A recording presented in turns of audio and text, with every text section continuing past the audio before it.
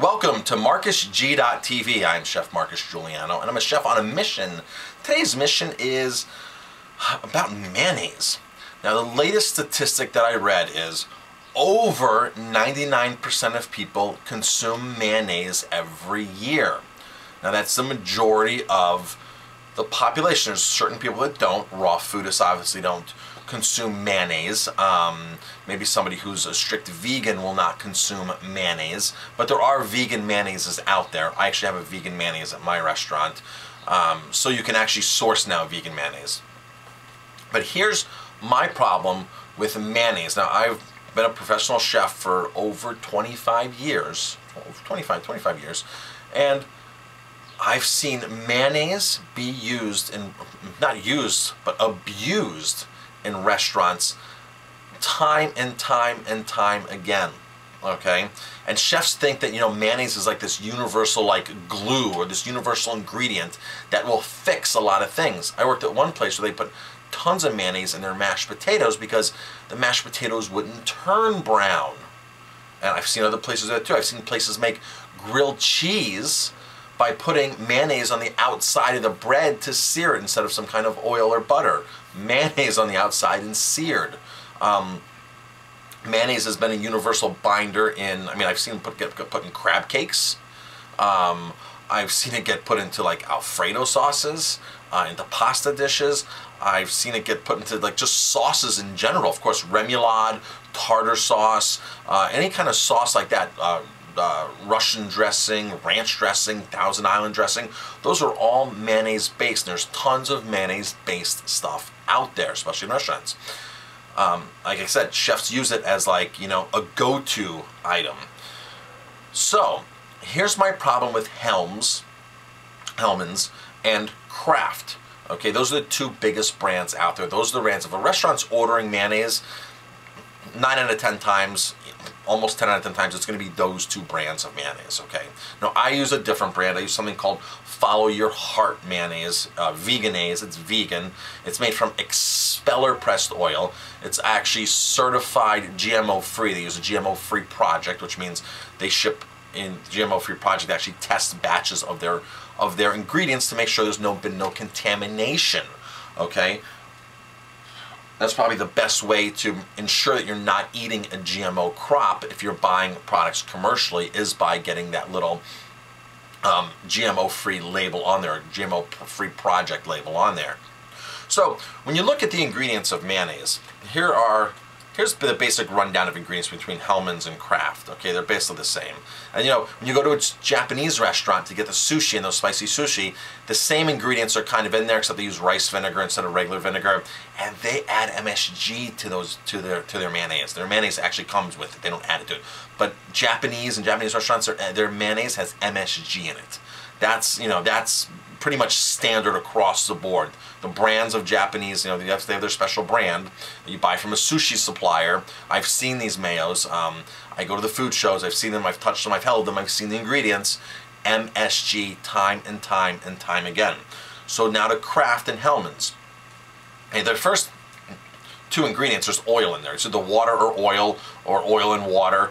So the oil they're using in them is soybean oil. Now, what's wrong with soybeans to begin with is that it's a #1 genetically modified crop.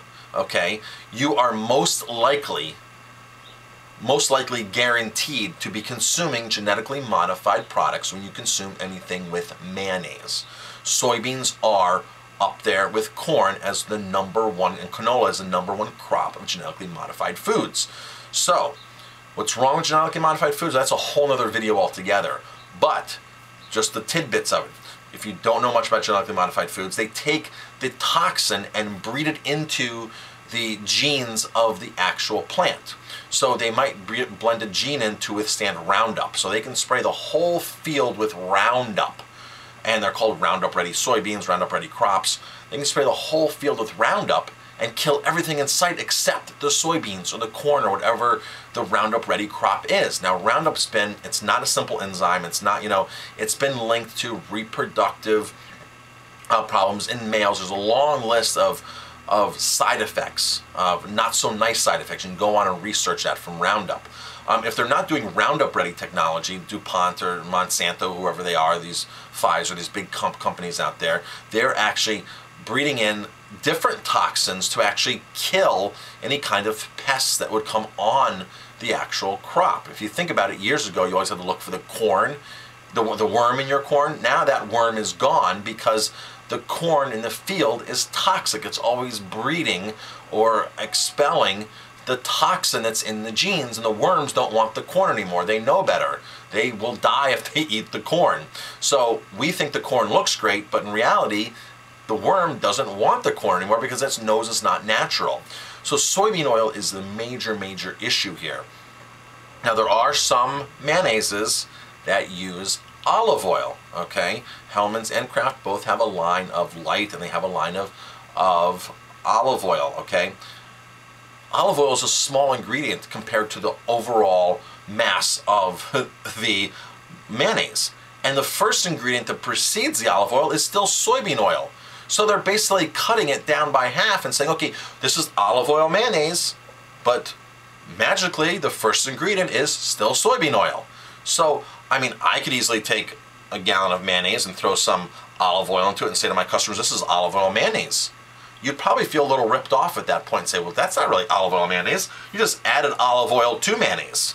That's all they're doing. They're taking their standard recipe and adding olive oil to it. So it's a ripoff, it's a scam. There's also fat-free mayonnaise. Now, fat-free mayonnaise is loaded with high fructose corn syrup, along with some other preservatives and chemicals and modifiers and stabilizers. So, you know, what do you do if you're concerned about consuming genetically modified products? You stay away from mayonnaise altogether unless you can find a restaurant or a brand that is really high quality, knows what they're doing. Now, I didn't even talk about the eggs that go into the mayonnaise. Now, Hellmann's makes a claim that they're committed to using cage-free eggs. But if you read further into the statement, it also says, by a certain date, we hope to convert the majority of our eggs to cage-free. So really, the disclaimer there is, well, we're committed to using it, but it's not 100% of what's going into the mayonnaise. We like to use it is what they should say, or we do use it from time to time, or there might be some cage-free eggs inside of here. But as far as the whole production of Hellmann's mayo, they're not using 100% cage-free eggs. They're in a transition. They might be moving towards that direction, but the disclaimer's on there, and you have to read it very carefully because they put the logo big, committed to cage-free eggs, and we're writing, by such and such date, we hope to achieve, you know, a certain percentage of our mayonnaise, of our eggs being cage-free. So you really have to watch out. So, I mean, what do? I mean, you can come eat at a place like mine because, you know, my mayonnaise is superior, or you can order dishes without mayonnaise. And that would be my biggest, and when I go out, I don't touch mayonnaise whatsoever anywhere because I don't want to pollute my body. I'm really concerned with what I put into my body. I'm really concerned with what I give to my guests.